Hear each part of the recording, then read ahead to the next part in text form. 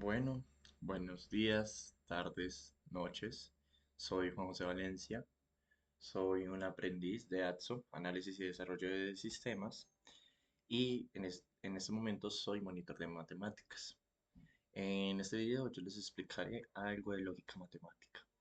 Entonces, ¿qué es la lógica matemática? ¿Para qué se utiliza la lógica matemática? Y a veces nosotros la aplicamos en la vida cotidiana sin que nosotros nos demos cuenta. Entonces, vamos a empezar. Entonces, antes de empezar con lo que son los ejercicios, que vamos a ver qué es la lógica matemática.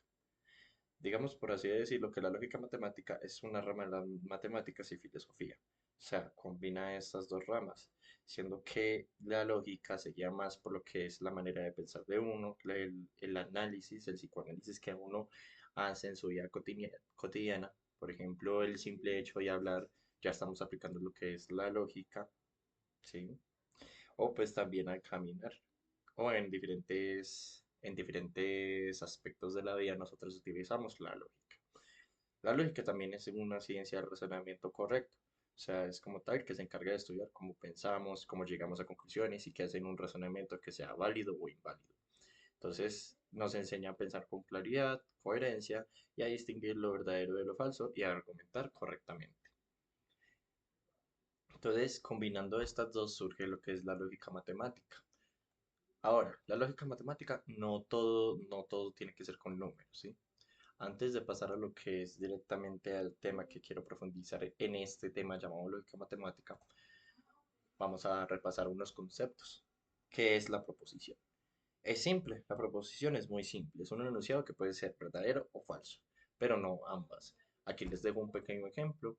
2 más 2 es igual a 4, lo cual es un razonamiento correcto, y la Tierra es plana es un razonamiento falso. ¿Qué quiero remarcar en esto? A veces, o bueno, antiguamente este era un enunciado correcto, porque en la antigüedad, bueno, no en la antigüedad, sino que pues por allá en la Edad Media, creo que es, en la Edad Media, se creía que la Tierra era plana o que la Tierra era el centro del universo, lo cual pues años después se determinó que no era así, pero esto era literalmente un enunciado correcto para esos tiempos. ¿A qué quiero llegar con esto? A lo que son esas proposiciones, dependiendo de lo que es el contexto, pueden ser ya verdaderas o falsas. ¿Qué hace lo de las proposiciones al siguiente paso para llegar al tema que quiero llegar? Los conectores lógicos. ¿Qué son los operadores lógicos? O sea, también son llamados así. Son fundamentales para lo que es la lógica matemática. Entonces, los conectores lógicos son para unir ya sea proposiciones, oraciones, entre otras cosas, para que el valor de verdad depende de las proposiciones originales, lo que les dije anteriormente, eh, nos lleguen a un razonamiento o un valor de verdad. Estos son los símbolos de los conectores lógicos, que es la negación, que se hace por este símbolo como un ángulo de 90 grados, o este símbolo, que es el símbolo que se utiliza para lo que es la ñ. La negación es cuando nosotros decimos no es esta, o sea, nosotros lo utilizamos en nuestra vida cotidiana para un no. O sea, tal vez, por ejemplo, no se debe hacer esto, o no está lloviendo, o no está soleado.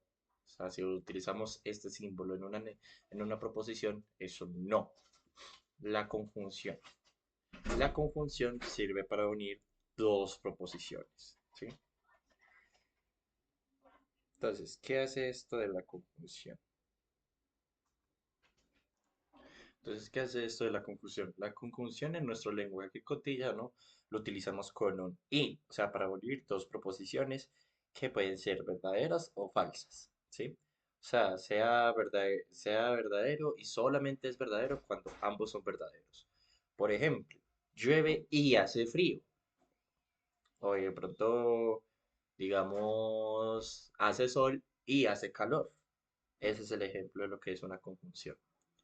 De ahí pasamos a lo que son las disyunciones. Aquí, por ejemplo, está la disyunción inclusiva, que es con una flecha hacia abajo.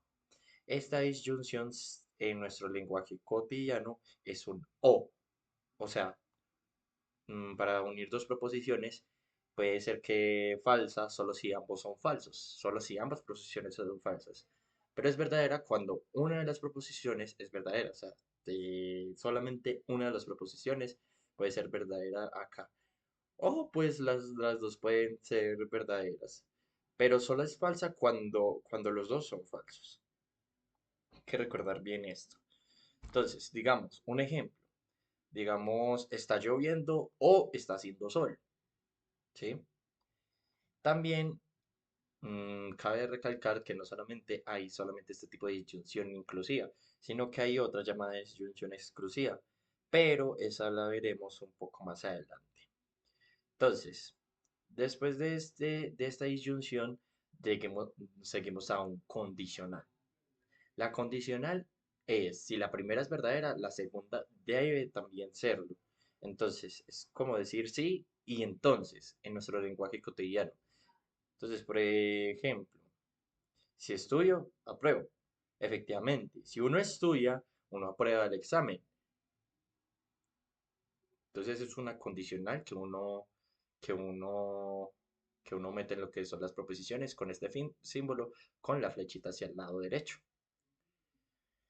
Y el bicondicional, que se representa por la flecha que apunta hacia los dos lados, donde ambas proposiciones tienen el mismo valor de verdad. O sea, en nuestro lenguaje cotidiano lo tendemos a relacionar con sí y solo sí. O sea, tiene que ser un valor de verdad absoluto en las dos proposiciones. Entonces, aprobé sí y solo si estudié. ¿Sí? Y llegamos a lo que es interesante, que son las tablas de verdad. Entonces, qué son las tablas de verdad? Las tablas de verdad son una herramienta usada en lógica y en matemáticas, o también pues en esta rama que es la lógica matemática, especialmente en lógica proposicional, para mostrar todas las posibles combinaciones de valores de verdad, ¿sí? Ya sea verdadero o falso, de una o más proposiciones, y el resultado final de una expresión lógica. O para resumir en pocas palabras, una tabla de verdad le permite ver qué tan cierto o falso resulta ser un enunciado lógico, dependiendo de las combinaciones posibles de sus partes. ¿Sí? Entonces, hay una tabla de verdad, especialmente lo que es la matemática. ¿Cuál es esa tabla de verdad? La tabla de verdad en la matemática se refiere a lo que es la famosa ley de los símbolos. Si la recuerdan, debe ser más por más es igual a más. Menos por menos es igual a más también. Más por menos es igual a menos. Y menos por más es igual a menos. Esta ley de los símbolos también se puede interpretar como si fuera una tabla de verdad, simplemente pues cambiando sus valores, ¿sí? Por ejemplo, en vez de hacerlo los símbolos para hacerlo en una tabla de verdad, se puede hacer de la siguiente manera. Por ejemplo, una proposición verdadera por una proposición verdadera da un resultado verdadero, ¿sí? O la otra, una proposición falsa junto con otra proposición falsa puede dar un resultado de verdad, ¿sí? ¿A qué me quiero referir de eso? Póngame un ejemplo que de pronto no he entendido bien. Una proposición falsa con una falsa puede ser, si yo no estudié, entonces no voy a ganar. Ambas son proposiciones negativas, con resultados negativos, pero dirigen hacia un valor de verdad. Ahora, una proposición verdadera por otra proposición falsa da una falsedad. Y lo mismo, una proposición falsa con una proposición verdadera da igual a una proposición falsa. Entonces, las similitudes con lo que es la famosa ley de símbolos, mira que no son tan distintas, es prácticamente iguales. ¿Cuándo cambian las tablas de verdad? Dependiendo de lo que le están pidiendo en las proposiciones, ¿sí? Entonces, digamos, supongamos dos proposiciones, donde la primera proposición sea está soleado y la segunda proposición es que voy a ir al parque. Entonces, la primera es está soleado, voy al parque. Si está soleado y voy al parque, entonces es una verdad, ¿sí? ¿Por qué? Porque efectivamente, si está soleado, yo voy a ir al parque. ¿M? Entonces, ese es uno de los ejemplos de esta proposición. Ahora, dependiendo del contexto, como les puedo decir, puede llegar a esta conclusión de falso y falso, el ejemplo que les di anteriormente. Ahora, si está soleado, me voy a quedar en la casa. Como les digo, es dependiendo de la proposición y del resultado. Entonces, si está soleado y voy a quedarme en la falsa, es falso, porque pues uno va a aprovechar el día soleado para ir al parque a jugar, a pasear, etcétera, etcétera. Pero pues no falta la persona que digamos, está soleado, pero me voy a quedar en la casa. Entonces sí, esto sí es verdad, porque le gusta quedarse en la casa. Y lo mismo, está lloviendo, sí, entonces no está soleado, pero entonces voy a ir al parque. Es falso. ¿Por qué? Normalmente cuando está nublado, uno no va a ninguna parte porque puede haber la probabilidad de que pues el día esté lluvioso. Entonces, las tablas de verdad se usan principalmente para analizar razonamientos lógicos, verificar leyes o equivalencias lógicas, diseñar circuitos digitales, ya sea en los casos de electrónica o computación. O sea, para eso se utilizan las tablas de verdad ahí en lo que es circuitos digitales o comprobar condiciones en programación o algoritmos de decisión. Entonces, si ponen cuidado, las tablas de verdad se utilizan para varios campos afines a lo que son la matemática o lo que tenga que ver mucho con lógica. Entonces, esta tabla es la principal herramienta de lo que es la lógica y la lógica matemática. Volviendo a lo que es el tema, vamos a pasar a lo que son los argumentos lógicos.